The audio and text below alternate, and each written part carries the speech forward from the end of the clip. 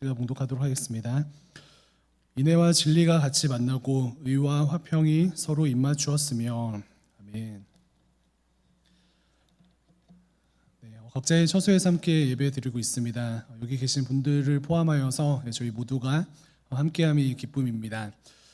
2021년이 시작이 되었는데요. 오늘 날짜를 보니까 벌써 열흘이 지났습니다. 열흘 동안 어떻게 지내셨습니까?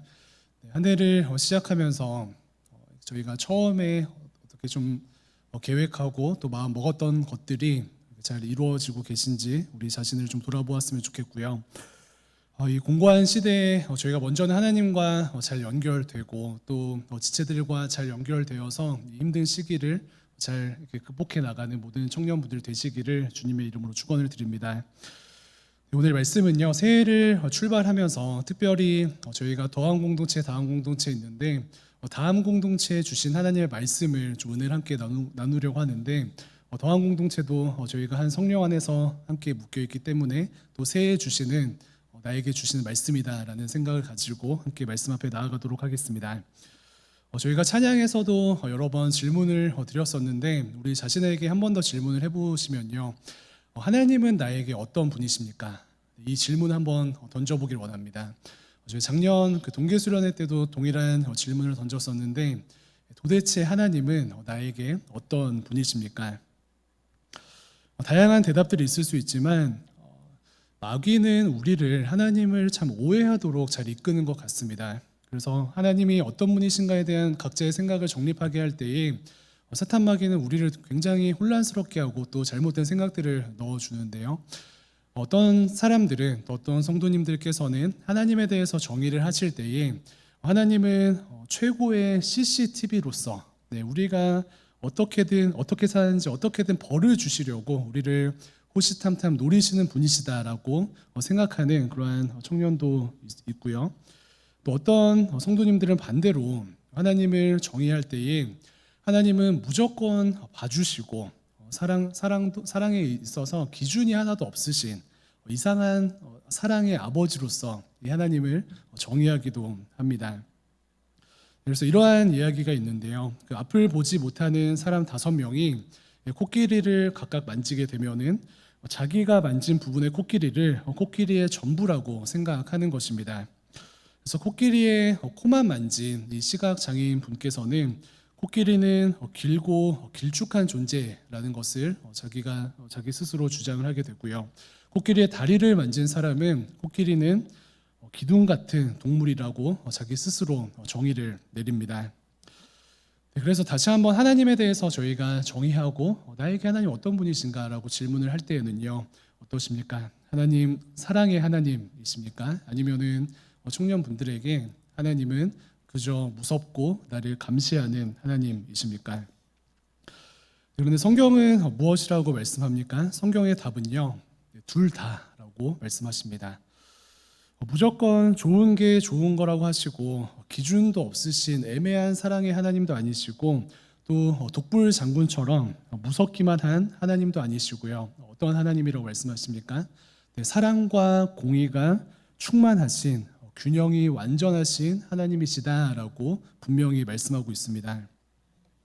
그래서 저희가 하나님에 대해서 다시 한번 좀 묵상하면서 하나님에 대한 정의를 내리고자 할 때에 먼저는 좀 사랑의 하나님에 대해서 함께 좀 생각해 보길 원합니다. 하나님은 진짜 사랑의 하나님이십니까? 좀 솔직하게 질문을 좀 해볼까요? 청년 여러분들께서 생각하시기를 하나님은 정말 사랑의 하나님이십니까? 또 반대로 생각해 보면은 여러분들은 하나님을 진짜로 사랑하십니까? 사랑에 대해서 저희가 이야기하고 사랑하는 종교로서 우리가 신앙생활을 하고 있는데 어떠십니까? 여러분들은 정말 하나님을 사랑하십니까? 사실 저를 비롯하여서 수많은 성도들이 이 사랑에 대해서 잘 모르는 것 같아요. 그래서 2010년도쯤에 나온 노래가 있는데 비에날의 사랑을 글로 배워서라는 노래가 있습니다. 2010년, 11년도인데 그러면은 새내기 친구들은 한 10살, 11살 이때 나온 노래인데 가사 중에 이러한 이야기가 있습니다. 나는 사랑을 못해서, 나는 사랑에 지쳐서, 나는 사랑할 줄을 몰라서, 나는 사랑을 글로 배워서 라는 가사입니다. 사랑하는 법을 글로 배워서 사랑을 모른다라는 그 가수의 고백이죠. 그런데 우리는 어떻습니까? 하나님을 향한 사랑과 또 하나님이 우리를 향하신 그 사랑을 정말 마음으로 혹은 삶으로 배우지 못하고 마음으로 삶으로 누리지 못하고 글로 배운 것과 같은 그런 연약함이 그 한계가 우리에게 있지 않은지 우리 자신을 돌아보면 좋겠습니다. 그래서 오늘 설교를 마치고 또 우리의 삶을 시작할 때에는 하나님의 사랑을 마음으로 알고 또 우리도 살아계신 하나님을 정말 전심으로 사랑하게 되는 이 진심된 이 하나님의 은혜가 여기 계신 모든 청년분들과 온라인을 함께 예배드리는 모든 청년분들의 삶 가운데 차고 넘치기를 주님의 이름으로 축원을 드립니다. 하나님의 사랑을 오늘 본문에서 여러 가지로 소개를 하고 있는데요. 저희가 두 가지를 좀 함께 집중해 보길 원하는데, 하나님의 사랑에 대해서 정의를 할 때에 오늘 본문의 시편 기자는 우리의 연약한 죄를 덮으시고 또 죽어 있는 우리를 살리시는 하나님, 그러한 하나님의 사랑에 대해서 간절히 표현하고 외치고 있습니다. 그래서 하나님께서는 우리의 죄를 덮으시고요, 하나님께서는 연약한 우리를 살리시고 또 죽어있는 우리에게 회복을 명하여 주시는데, 그러한 하나님이라면은 사랑이시다, 이러한 결론으로 나아가게 되는 것입니다. 85편 전체를 통하여서 하나님의 우리를 향하신 태도를 저희가 함께 살펴보면은 다시 한번 하나님께서는 우리의 죄와 허물을 덮으시고 살리시는 하나님이신데 어떻습니까? 죄와 허물을 덮으신 하나님은 우리를 사랑하시는 것이 틀림없다. 하나님께서는 우리를 회복시키시고 또 하나님께서는 우리를 살리시기를 기뻐하시고 또 구체적으로 살려주시는 그 은혜의 역사를 허락하여 주시는데, 우리를 살리시고 회복시키신 하나님, 나를 사랑하는 것이 틀림없다, 이러한 은혜의 말씀입니다. 저희가 좀 쉽게 생각해보고 직관적으로 생각해보면은 교회 안에서 혹은 삶을 살아가다가 누군가가 나의 연약함을 덮어주고 힘들어하는 나에게 찾아와서 비타민을 하나라도 더 주고 위로의 말을 한 번이라도 더 전해준다면요, 그리하여서 우리의 연약함이 덮어지고 우리의 지친 마음들과 또 넘어진 심령들이 회복되게 된다면 우리는 어떠한 결론에 도출하게 됩니까? 나의 연약함을 덮어주고 또 나를 회복시켜주고 나를 살려주는 그 지체는 나를 사랑하는 것이 틀림없다, 이러한 결론에 도출하지 않습니까? 그래서 이것에 동의를 하신다면요, 하나님의 사랑도 인정해 주시기를 바랍니다.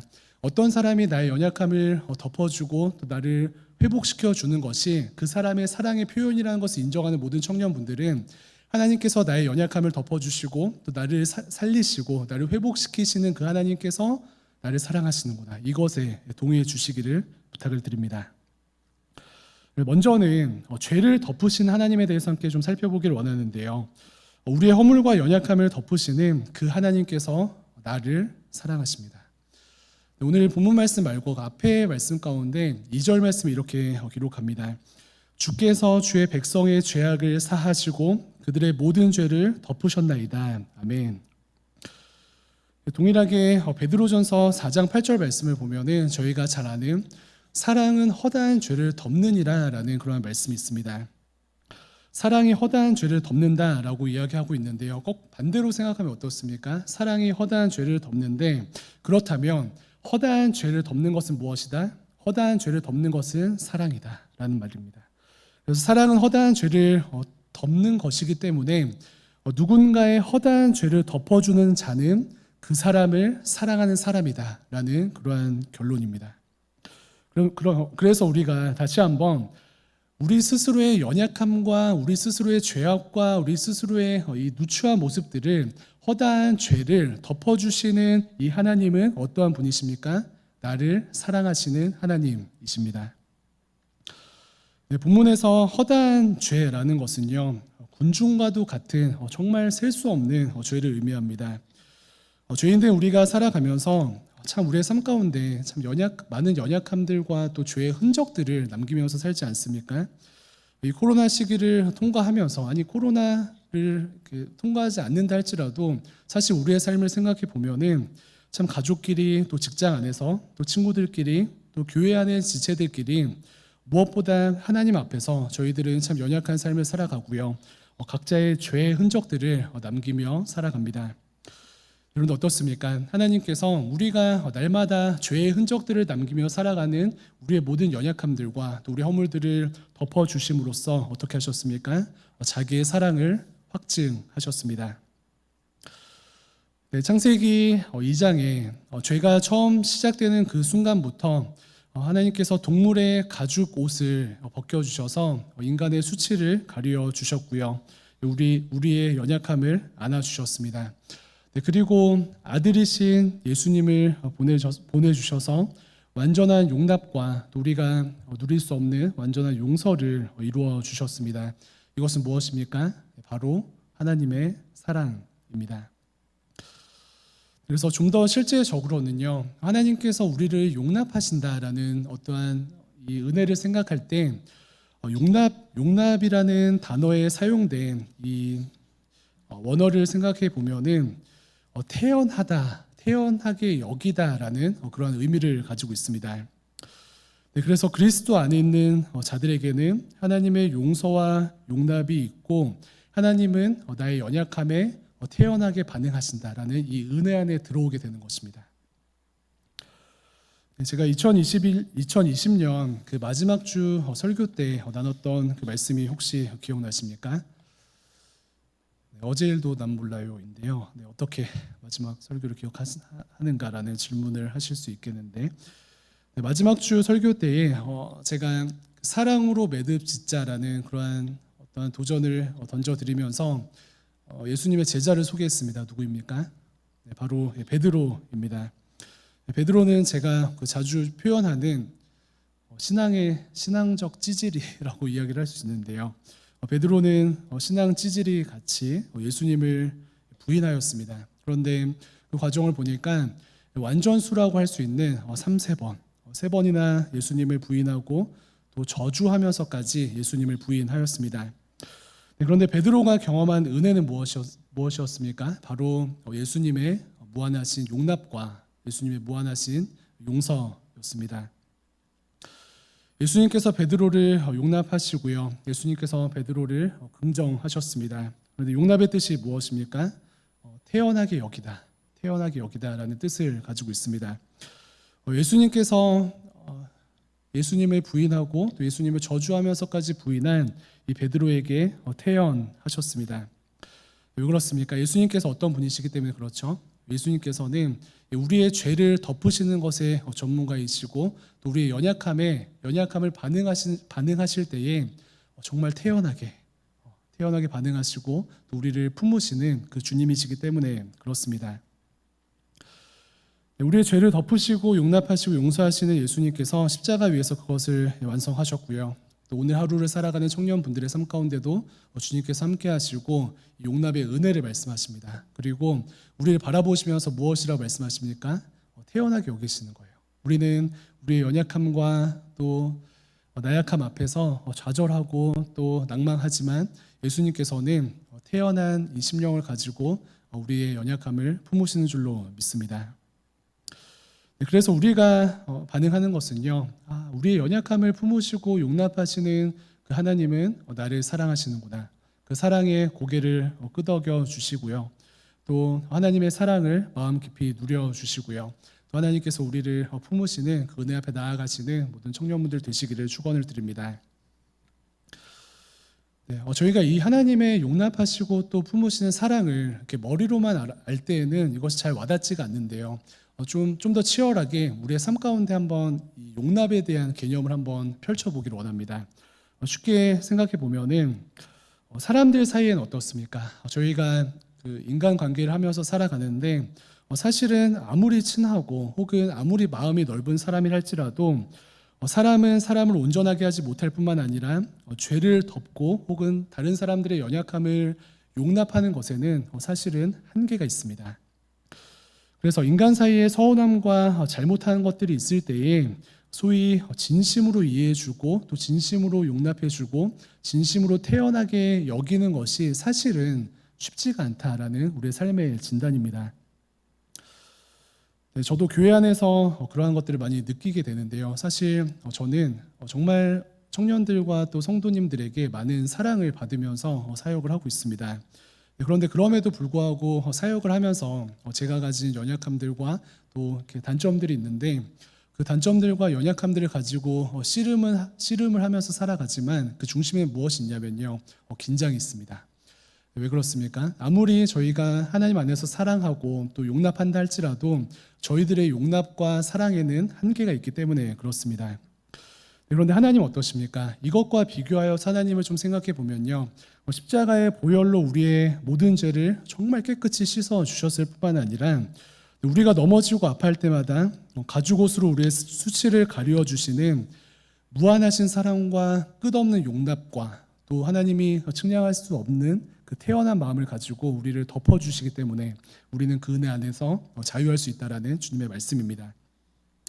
다시 한번 저희가 이 여러 가지 논리들을 이렇게 통과하면서 결론 맺는 것은요.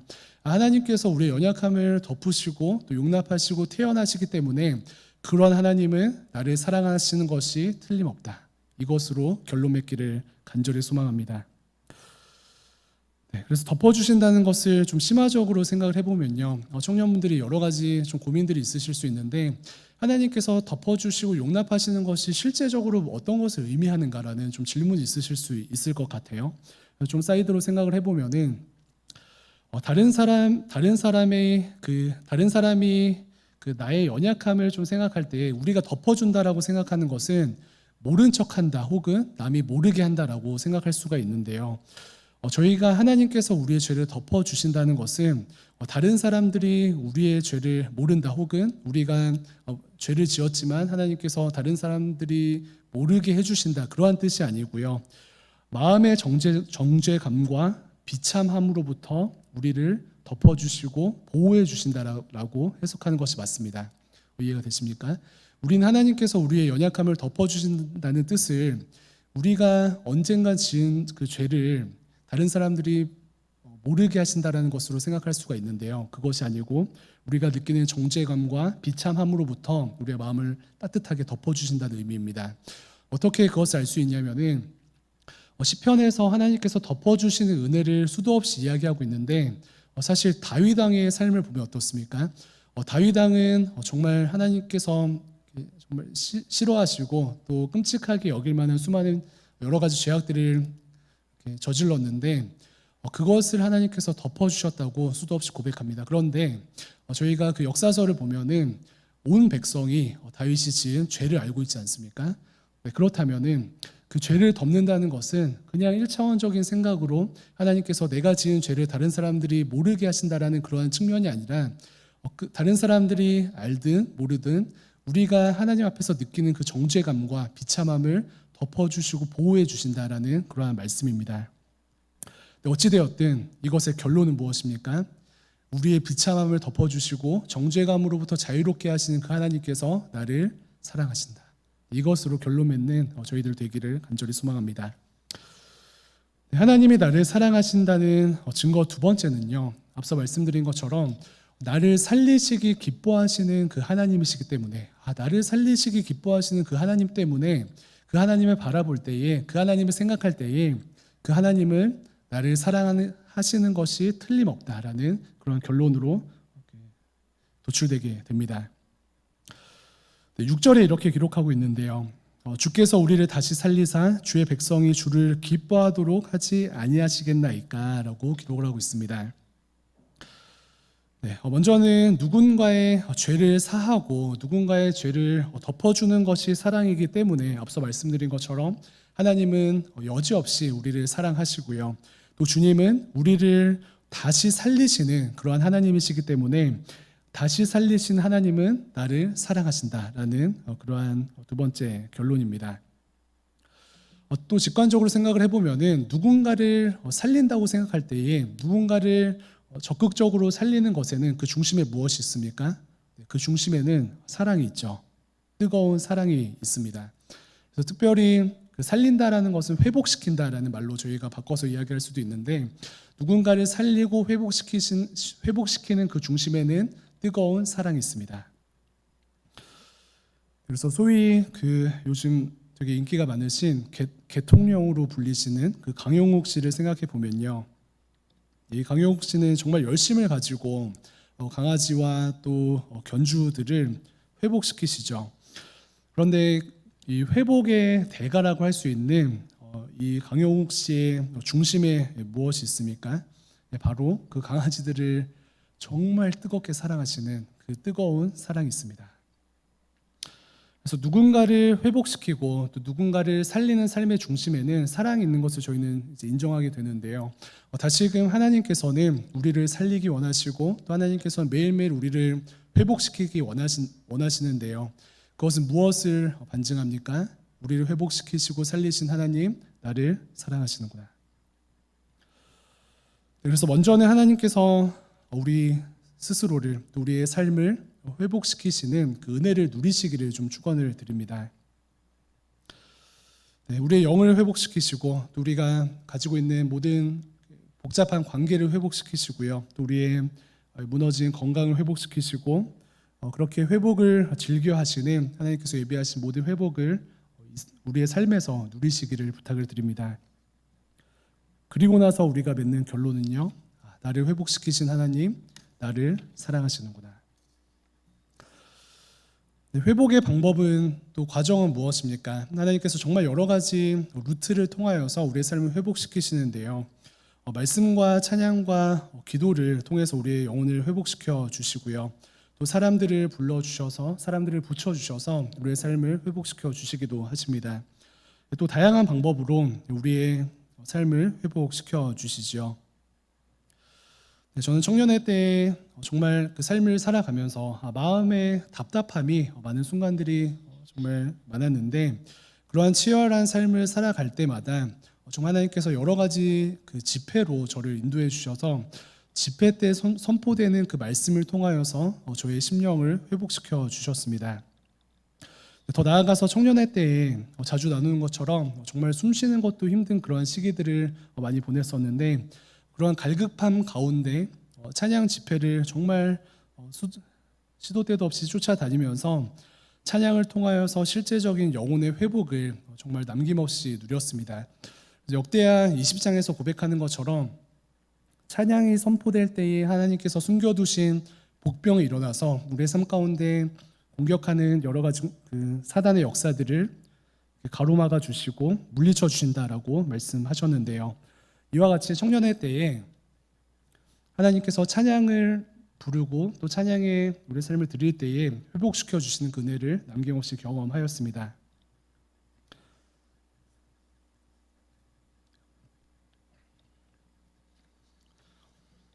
찬양할 때 회복이 임하게 되는데요. 찬양할 때 회복이 임할 때에 우리는 무엇을 생각하게 됩니까?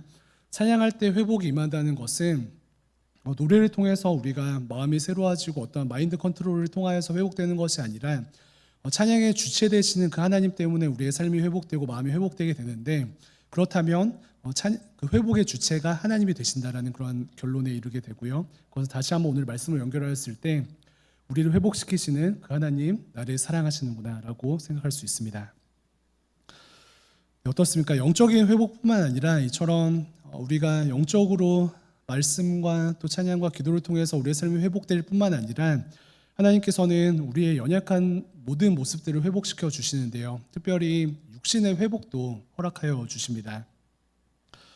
저는 그 지난 3일간 그 장염으로 정말 심하게 고생을 하였습니다. 특세 기간이기도 하고 날씨가 너무 춥다 보니까 면역력이 약해졌는지 정말 이러다 정말 쓰러지는 것이 아닌가라는 생각이 들 정도로 어지럽고 또 배도 아프고 그랬습니다.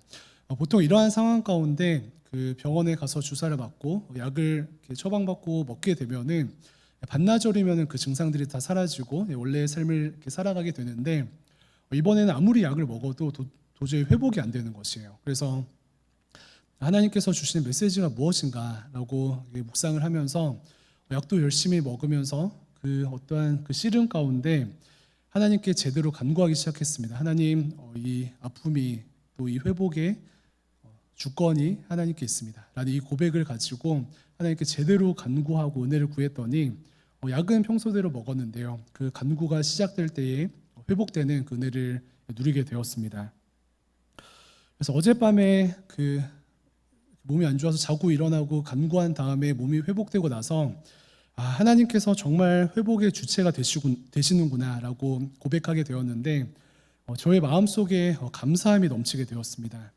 장염에서 회복이 되었는데 그 회복의 주체 되신 그 하나님과 또 회복의 주체 되신 우리를 회복하시기 원하시는 그 하나님의 사랑을 생각할 때 감격이 오는 거예요. 그래서 이 사랑에 거하면서 감격한 시간이었습니다. 그래서 우리의 삶 가운데 참 다양한 측면에서 하나님께서 무너진 우리의 육신과 무너진 우리의 삶 가운데 회복하기를 원하십니다. 그 은혜 앞에 나아가시길 원해요. 그래서 하나님께서 우리에게 회복을 예비하시고 약속하신 그 은혜 앞에 나아가심을 말미암아 회복을 먼저 누려주시고요. 그리고 결론은 무엇입니까? 우리를 회복시키신 하나님, 우리 회복하기 원하신 하나님, 나를 사랑하시는구나. 이 은혜 가운데 나아가기를 간절히 소망합니다. 네, 여기까지 정리를 한번 해볼까요? 우리는 하나님의 사랑을 생각보다 잘 누리지 못하는데 오늘 본문에서는 하나님이 나를 또 우리가 하나님을 사랑할 수밖에 없는 여러 가지 이유들을 보여주셨습니다. 크게는 두 가지를 함께 나눴었는데 먼저는 나의 죄를 덮으시고 나를 정말 끝도 없이 용납하시고 나에게 태어나신 그 하나님을 바라보면서 하나님의 사랑을 느꼈습니다. 그리고는 두 번째 무엇이었죠? 나를 회복시키시고 또 나를 회복시키시기를 즐겨하시는 그 하나님을 바라보시면서 하나님의 사랑을 느꼈습니다. 네, 대상 항상성이라는 심리학 용어가 있죠. 변하지 않는 대상, 특별히 그 유아기 엄마를 통해서 아이들이 안정감을 느끼는 어떠한 심리적인 작용인데요. 그런데 하나님으로 인해서 우리의 마음에 말할 수 없는 평안과 감사가 흔들리지 않는 이 은혜가 넘치기를 간절히 소망합니다. 하나님은 항상 용납, 사랑, 회복해 하심. 하나님은 항상 용납, 사랑, 회복해 하심. 이라는 이 흔들리지 않는 사랑의 원리를 붙들어 주시고요. 정말 이 폭풍 같은 코로나 시대와 또 폭풍 같은 이 청년의 때를 이 중심을 잡고 하나님을 붙들고 승리하는 모든 청년들 되시기를 주님의 이름으로 축원을 드립니다. 그렇다면 마지막으로 이 흔들리지 않는 크신 하나님의 사랑을 누리고 인정하는 청년들은 어떻게 살아가야겠습니까? 본문 말씀에서 8절이 그것을 이야기해 주고 있는데 8절 말씀 화면을 보시고 함께 한 번 더 읽어보도록 하겠습니다. 8절 읽겠습니다. 시작. 내가 하나님 여호와께서 하실 말씀을 들으리니 무릇 그의 백성 그의 성도들에게 화평을 말씀하실 것이라. 그들은 다시 어리석은 대로 돌아가지 말지로다. 아멘. 네, 하나님의 사랑을 인정하고 또 하나님의 사랑을 누리는 청년들은요 어떠한 삶을 살아갑니까? 그러한 청년들은 8절 말씀처럼 하나님의 말씀을 듣고 다시는 어리석은 대로 돌아가지 않는다. 이러한 삶을 살아갑니다. 하나님의 용납하심과 또 회복해 하시는 그 은혜 앞에 그 은혜와 사랑을 인정하고 또 누리는 청년들은요 거기서 멈추지 아니하고 8절에서 이야기하는 것처럼 하나님의 말씀에 붙들려서 다시는 어리석은 대로 돌아가지 않는 거룩의 삶을 살아갑니다. 그래서 이 은혜가 우리 모두에게 임하기를 주님의 이름으로 축원을 드립니다. 그래서 이 말씀을 좀 생각해 보면은 청년들뿐만 아니라 성도를 네 부류로 크게 나눌 수 있을 것 같아요. 은혜와 어리석은 삶을 좀 연결해 보았을 때 이렇습니다. 첫 번째 부류는 하나님의 사랑도 모르고 어리석은 삶을 살아가는 사람. 하나님의 사랑도 모르고 어리석은 삶을 살아가는 성도, 첫 번째 부류고요. 두 번째 부류는요, 하나님의 사랑은 알지만 어리석은 삶을 살아가는 성도, 두 번째 부류입니다. 구분이 되시죠? 또 반대로 생각하면 세 번째는 어떻습니까? 하나님의 사랑을 모르지만 율법적으로 어리석은 삶에서 돌이키는 사람. 사랑은 모르지만 내가 그렇게 살아야 된다는 어떠한 영적인 자각은 있어서 어리석은 삶에서 노력으로 정말 마음을 다해서 돌이키는 그러한 사람입니다. 그게 세 번째 부류고요.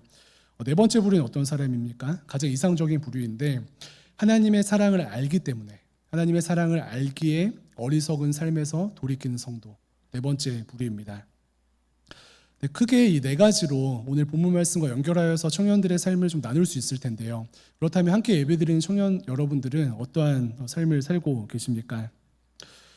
나는 하나님의 사랑도 모르고 어리석은 삶, 죄의 삶을 살아가는 사람입니까?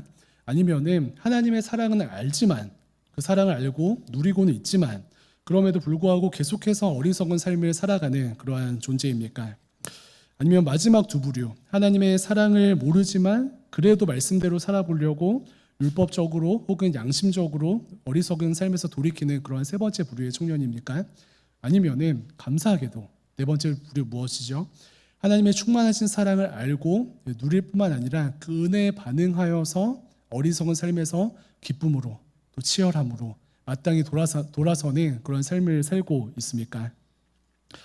바라기는 저희 모두가 다른 것이 아닌 앞에서 함께 나눈 하나님의 그 사랑을 알기 때문에 그 사랑에 반응하여서 어리석음이 있을 때마다 어리석은 삶을 살아갈 때마다 그 사랑에 밀려와서 그 사랑에 반응하여서 그 사랑에 의하여서 어리석은 삶에서 돌이키게 되는 이 은혜를 누리시기를 주님의 이름으로 축원을 드립니다. 그렇게 살아가는 새벽 이슬과 같은 청년 여러분들 때문에 하나님께서 정말 기뻐하실 것이고요. 여러분을 통하여서 영광 받으실 줄로 믿습니다. 그래서 오늘 설교 제목이 해피 뉴 밸런스입니다. 해피 뉴 밸런스. 브랜드 홍보 같기도 한데요. 해피 뉴 밸런스인데 새해를 맞이하는 우리가 소망하는 것이 이 행복한 새로운 밸런스를 이루는 삶입니다. 하나님께서 이 균형으로 우리를 초청하고 계시는데요. 사랑의 하나님이라는 명목하에 죄짓고 은혜를 낭비하는 그러한 방탕한 삶을 살아가는 것도 아니고 진리의 하나님을 섬긴다는 그 명목하에 두려움만 가득하고 은혜 없이 율법적으로 양심적으로만 죄를 버리고 또 치열하게 삶을 살아가는 것도 아니고요. 무엇입니까? 해피 뉴 밸런스의 삶은요. 하나님의 충만하신 사랑, 특별히 오늘 두 가지 나눈 것 무엇입니까? 우리를 용납하시고 태연하시고 품으시고 인정하시는 그 사랑 앞에 반응하고 또 우리를 살리시기 원하시는 또 살려주시는 그 은혜에 반응하여서 그렇게 진짜로 반응하여서 어리석은 삶을 기쁨으로 버리는 그러한 뉴 밸런스의 삶을 살아가는 것입니다. 한 신학자는 하나님께서는 자신의 진리를 조금도 조정하지 않으시고 자신의 진리를 조금도 조정하지 않으시고 우리를 완전히 사랑하신 그 완전한 사랑을 보여주셨다라고 말씀하셨습니다. 자신의 진리를 조정하시면서 자신의 진리와 완전하심을 타협하시면서 우리를 사랑하신 것이 아니고요. 자신의 진리를 조금도 타협하지 않으신 그 와중에 우리를 완전히 사랑하셨습니다. 죄는 죄이지만 우리를 완전히 사랑하셨기 때문에 아들을 십자가에서 죽게 하시고 완전한 공의를 이루셨죠. 그 하나님 때문에 올 한 해 우리에게 해피 뉴 밸런스의 삶이 가능하게 되었습니다. 그래서 완전한 균형으로 진리와 사랑을 우리의 삶에 이루신 그 하나님을 바라보시면서 우리 또한 하나님을 사랑하는 것과 또 말씀을 듣고 변화되는 그러한 적극적인 회개의 삶에 대한 온전한 균형을 이루셔서요. 2021년을 마무리할 때에는 정말 이 행복한 뉴 밸런스의 삶이 완성되었고 행복한 뉴 밸런스의 삶을 통하여서 나의 삶에 열매가 가득하였다. 내 삶이 알차였다. 알찼다라고 담대하게 고백하는 모든 청년분들의 삶이 되시기를 주님의 이름으로 축원드립니다. 기도하겠습니다.